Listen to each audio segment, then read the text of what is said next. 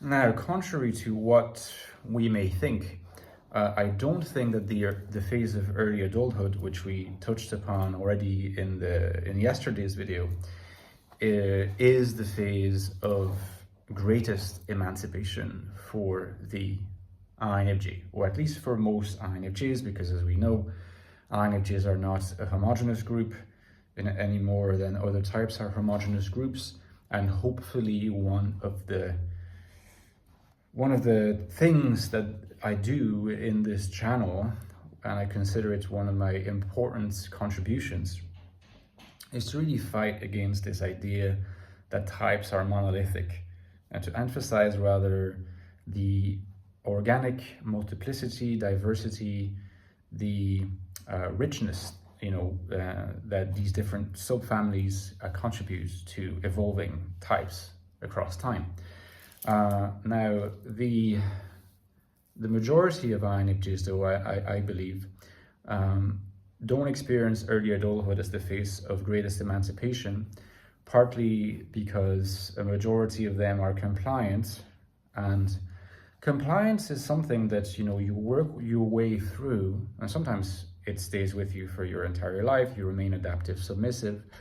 In a sense, you remain a little bit in hiding in terms of your NI authenticity, and you allow your social self to be a kind of false self.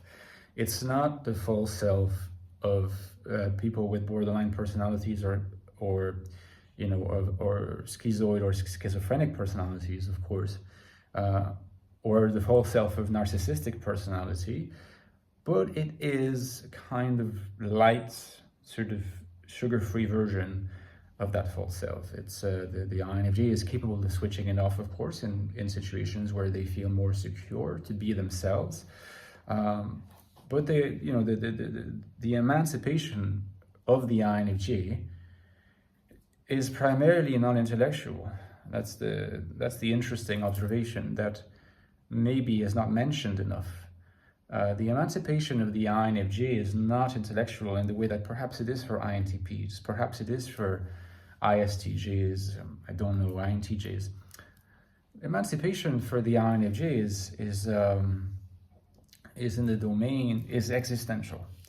It's existential, moral, or rather ethical. It's existential, it's ethical, it's in the domain of choice.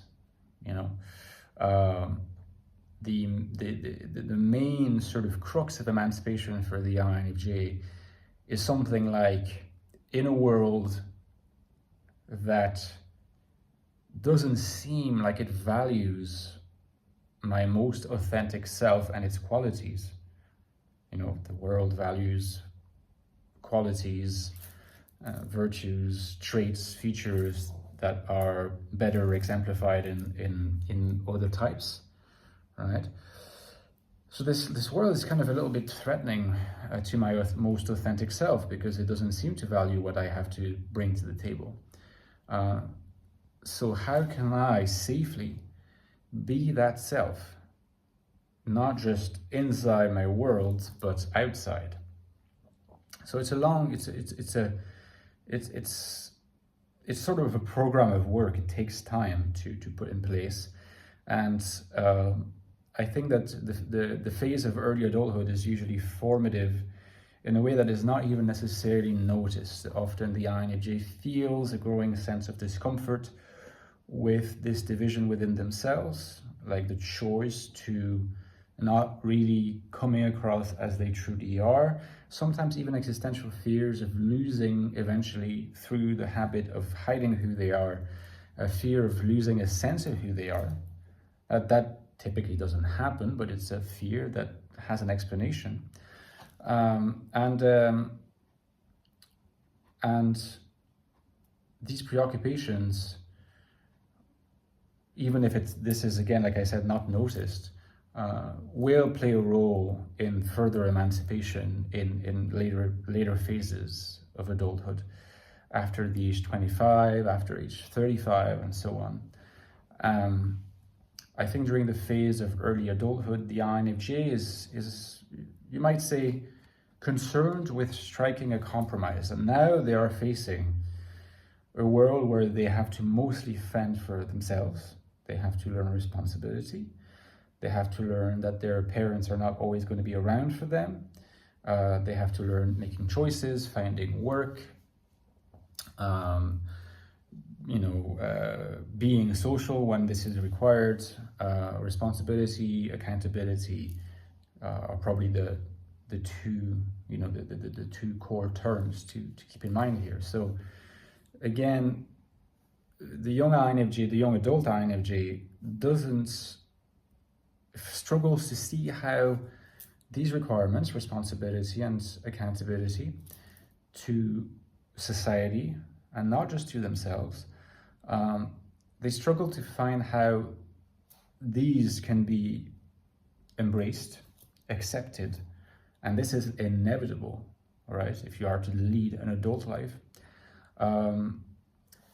How these can be made their own, how can they be accepted without dissolving their authentic self, okay? Because their authentic self, the NI self, just doesn't seem to be built for that. It seems to be built for other things. And again, this is encouragement to keeping the dissociation between the outer self and the inner self operative, all right? So compliance continues. But the seed of doubt, the awareness that there is something there to work out, is there. Could there be a possibility to find a beautiful overlap, what I have called in recent work an interstice between NI authenticity and the regimented demand of society? Can it be found? Now, during that phase of early adulthood, it typically isn't found, but the awareness that maybe it can be found at some stage tends to take root. Okay? See you next video, guys. Give me a like if you enjoyed this video. Don't forget that my Patreon page is linked below. I cannot do this without you. I need you more than ever, so please consider becoming a contributor to my Patreon. It's a small amount every month or once a year. In return, of course, you help me massively, first of all, and I'd be really thankful. But you get access to cool perks like Discord server, the Furful, where you can interact with me every day, as well as the other cool people there, as well as bonus videos every 2-3 weeks on a topic of your choice called the Deep Dives, only for Patreon supporters. Don't forget my latest book on the INFJ, The Infinite Soul, on INFJ life in the modern world. First link below.